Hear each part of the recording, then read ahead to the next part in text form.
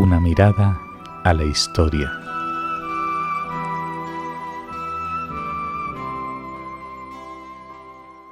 Hola oyentes de Radio Sefarad, hoy tenemos un programa especial con nuestro colaborador Pablo Dresik, al que conocemos de la sección El Anaquel, pero esta vez va a ser un homenaje ya que se cumplen 50 años de la muerte de un personaje muy importante para la filosofía judía del siglo XX como fue Hannah Arendt. Gracias por atendernos, Pablo.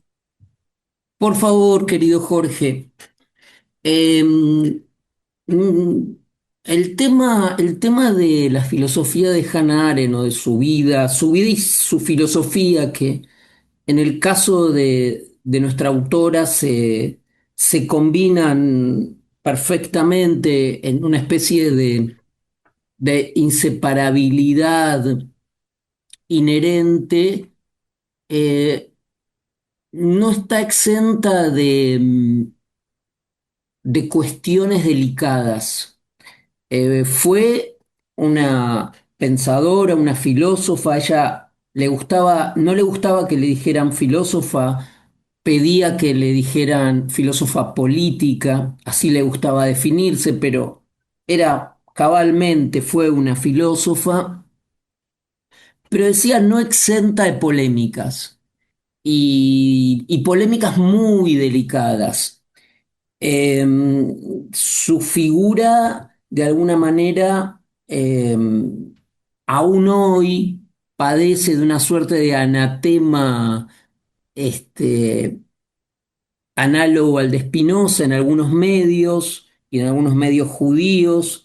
A mí, como docente universitario y en ámbitos comunitarios y universitarios, sobre todo en comunitarios, cuando uno trae el tema de Hannah Arendt, crea algunos pruritos, algunas rispideces que están sobre todo relacionadas con quizás digamos los dos puntos álgidos, eh, los dos puntos polémicos que suelen ser, que suelen aparecer cuando uno menciona el tema. Uno es su teoría de la banalidad del mal. Y como toda intervención filosófica en el campo de lo público, eh, está sometida al malentendido. En general, su idea de la banalidad del mal ha sido mal leída, valga la redundancia, como una justificación sofisticada, pero justificación de las acciones perpetradas por los nazis.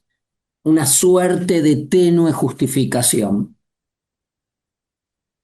Y por otra parte, como decíamos al comienzo, la propia vida personal de Hannah Arendt y su estrecha relación con Heidegger, eh, sobre todo ha suscitado también resquemores, eh, prevenciones, y hasta aversiones de parte, sobre todo de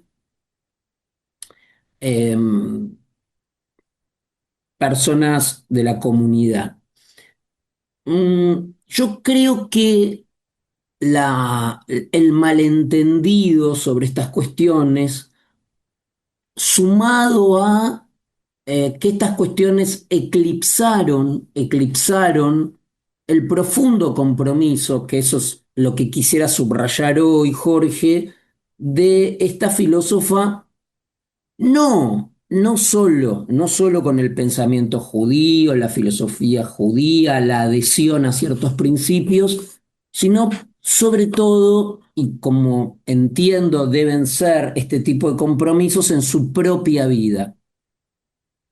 Voy a mencionar algunos mojones, ¿no? Por supuesto, no voy a hablar de toda la obra de Hannah Arendt, esto ameritaría un seminario, pero sí, y esto creo que le puede interesar a nuestros oyentes, cuestiones que la vinculan profundamente, como decía, no solo al pensamiento judío, sino al pueblo, al destino y a la política judía, que eso es lo que ella le interesaba, ¿no? Hay que recordar que la idea de lo político en Hannah Arendt, en el sentido de que un pueblo tiene ante todo, está ante todo unido por un destino político que debe asumir, y este fue el leitmotiv, el caballito de batalla de Hannah Arendt. Em, Quizás una de las cosas más, uno de los periodos más reveladores en este sentido sea su stage, su estancia en París.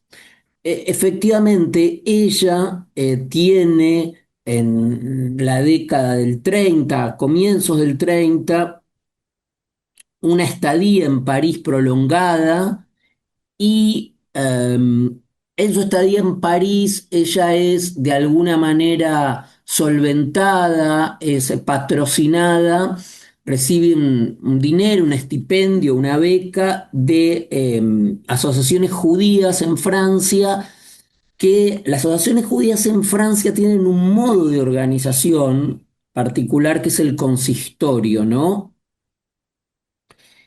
Y sobre todo funcionan con donaciones. En ese caso, la familia Rothschild era una de las familias que colaboraban, una de las principales, con la propia manutención de una joven Arendt en París en la década del 30, un poco antes, con los tambores de guerra muy, muy cercanos.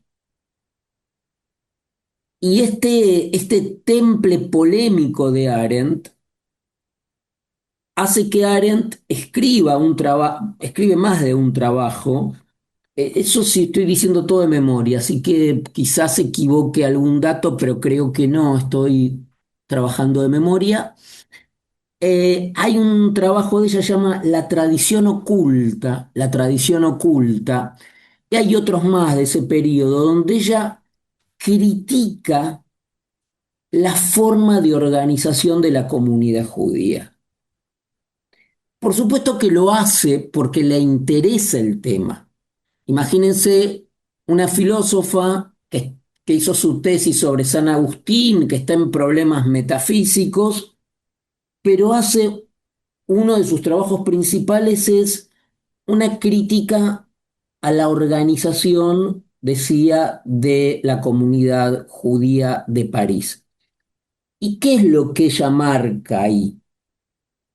Eh, La crítica de ella es que la comunidad judía, dice ella, tiene dos figuras que son atávicas y utiliza una palabra en yiddish, que por supuesto no era su lengua porque ella era realmente una judía alemana, una verdadera yeke, ¿no? Como les dicen los judíos de Europa Oriental a los judíos alemanes, una judía alemana con todas las características que se le atribuyen a los judíos alemanes, que no me voy a extender, pero tienen que ver con el rigor, con lo académico, eh, con la falta de ductibilidad o flexibilidad, etcétera, etcétera. Pero aún así ella conocía perfectamente el yiddish y dice, la comunidad judía en París, en su estructura institucional, se divide en eh, filántropos y Schnerer, o Schnorrer. Y los Schnorrer podríamos traducirlo como pedigüeños, hay un campo semántico que se desliza entre pedigüeños, miserable, alguien que pide. Entonces, lo que ella dice es, mientras no haya en la comunidad judía instituciones políticas que se da el propio pueblo a sí mismo y mantiene una estructura basada en gente que da y gente que pide, en filántropos, en donantes, y en destinatarios de esas donaciones. Así mantenida, dice Hannah Arendt, con una mirada muy fina, eh, la comunidad judía no va a alcanzar una dimensión política. Se va a mantener en esta estructura premoderna de gente que pide y gente que da. De algún modo también vuelve sobre el tema cuando habla de la comunidad judía como una comunidad en la que ella encuentra lo que ella llama parvenus, o sea, en inglés le dicen wannabe y en español le decimos advenedizos, sería una traducción, advenedizos. Y el advenedizo es un asimilado que quiere participar, por supuesto, quiere entrar en las organizaciones prestigiosas de las naciones, del mundo gentil, y para esto muchas veces renuncia o cambia el apellido. Hay formas de renunciar, cambia el apellido o mantiene una división de esferas entre el culto en la familia y en lo público circula como cristiano o como una persona no judía. De modo que ella asocia, y esto también es una crítica a cierta estructura de las comunidades judías, y todas tienen en común la ausencia de una conciencia política, de una conciencia de pueblo y política. Por eso se generan para ella los parias dentro de la comunidad judía.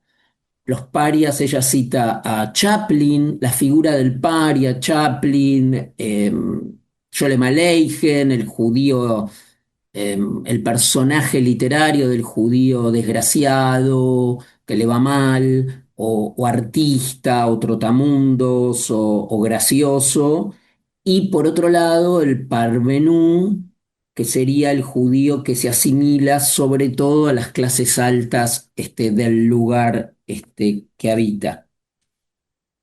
Subrayo todo esto para decir que Hannah Arendt estaba profundamente implicada. Esto significa que más allá de la posición crítica, estaba preocupada por la sobrevivencia judía, no solo en relación a enemigos externos, sino incluso participando activamente de una discusión sobre los modos institucionales de la comunidad judía que debía o no adoptar. Por supuesto, la beca de los Rothschild la perdió, no hay duda. También, un poco después de este periodo, ella trabaja, digamos, hace tareas como, no sé cómo llamarlas, de espionaje de algún modo, o no sería palabra espionaje, pero tareas clandestinas de falsificar documentos para que los perseguidos judíos pudieran viajar. Salvoconductos, ella armas, esa es la palabra que no recordaba, salvoconductos, lo cual incluye esto de los pasaportes, por supuesto, y sobre todo ella se implica en salvar material religioso, menorás, material religioso, artefactos, reliquias, e enviarlas en ese momento al IVO de Nueva York. Y también los salvoconductos para que los niños pudieran ir al mandato palestino de esa época y evitar en épocas donde comenzaba la guerra. De modo que esto la muestra, por supuesto, estuvo ella internada no en un campo de concentración, pero en Le Vernet, en un campo de refugiados en el sur de Francia.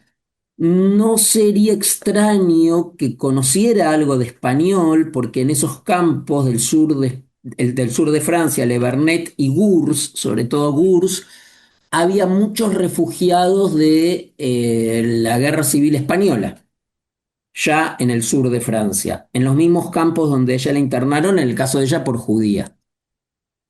Eh, y después, y un poco para terminar, como ves, querido Jorge, estoy tratando de hacer una reseña inhabitual, ¿no? Mostrar aspectos que a veces no se exhiben de la vida de Hannah Arendt. Y lo otro que marca un compromiso también, digamos, existencial con Y la posición de ella es cuando muere Stefan Zweig, ella escribe un obituario, ¿no? Lo que conocemos como un obituario, ¿no? Que en realidad, más que un obituario, es un ensayo de unas 7 páginas, eh, que ella lo titula Los judíos en el mundo de ayer, y como subtítulo, a propósito del mundo de ayer, una autobiografía, la famosa autobiografía, o los recuerdos más que la autobiografía, de Stefan Zweig. Ahora, lo interesante, y acá viene lo que decíamos de lo IEC, lo dura que era Hannah Arendt, dura para los propios también, ¿no? Cuando habla de los Judenrat, de los consejos judíos, del problema de la colaboración judía con los enemigos durante los guetos, bueno, un tema muy polémico, pero era muy dura, ¿no? Esa cosa de muy dura. Y lo es con Stefan Zweig justo cuando Stefan Zweig muere. Muy dura, porque lo que le critica en este obituario, ensayo, es más que un obituario, es precisamente su falta de compromiso con el destino del pueblo judío, ¿no? Jorge, te leo cómo termina este ensayo. Dice, sin la coraza protectora de la fama que había tenido Stefan Zweig, desnudo y desposeído, Stefan Zweig topó con la realidad del pueblo judío, o sea, al final de su vida. Había habido muchas formas de evitar convertirse en un paria, la noción que mencionamos antes, entre ellas la torre de marfil que era la fama. Pero la única forma de evitar estar fuera de la ley fue la huida y la peregrinación por el globo terráqueo, ¿no? Todas las tribulaciones, los viajes de Stefan Zweig.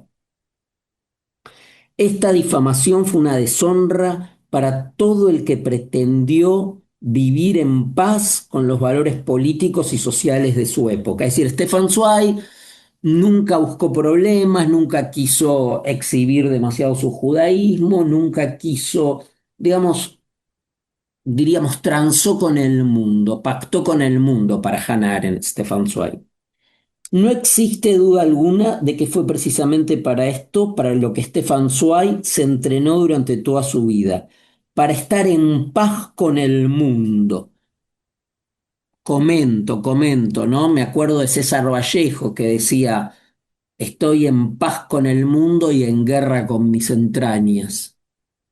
Entonces, sigo con Arendt.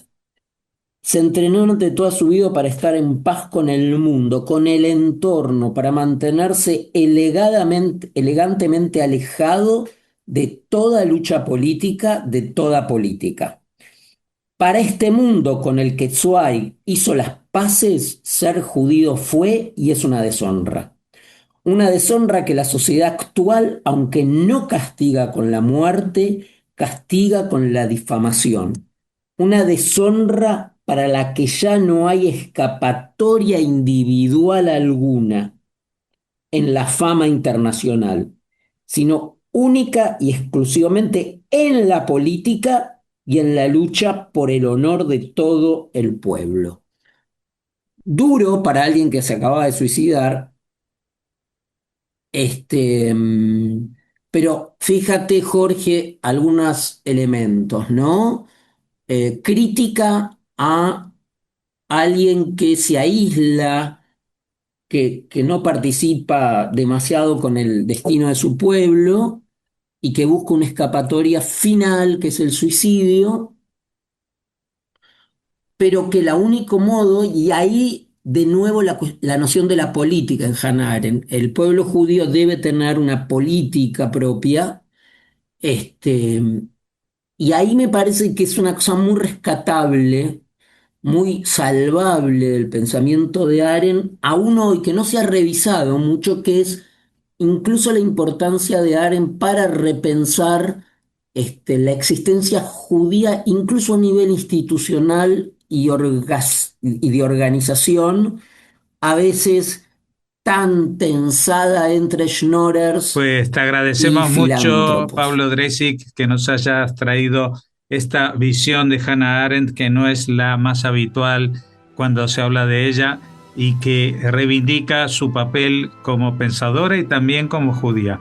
Muchas gracias y hasta la próxima, que ya será en tu sección habitual, el Anaquel. Gracias a ti, Jorge.